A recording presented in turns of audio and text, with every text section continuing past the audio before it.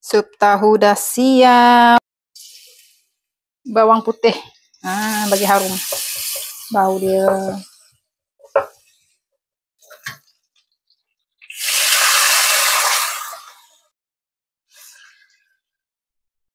Cube ayam. Masukkan carrot. Apa-apa sayur pun boleh. Zara ada carrot dekat rumah. Cendawan. Cendawan pun boleh. Air tepung jagung. Zara guna dalam 3 sudu. Telur. Zara guna grade C. 3 biji.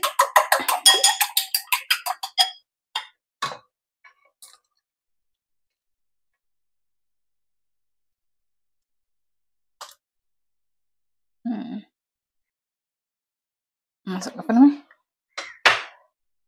Lada sulah, daun bawang, tahu telur dah digoreng, tofu telur.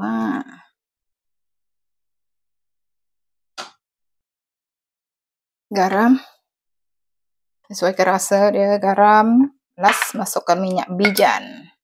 Ini bagi bau sedap. Dah siap sup tahu telur.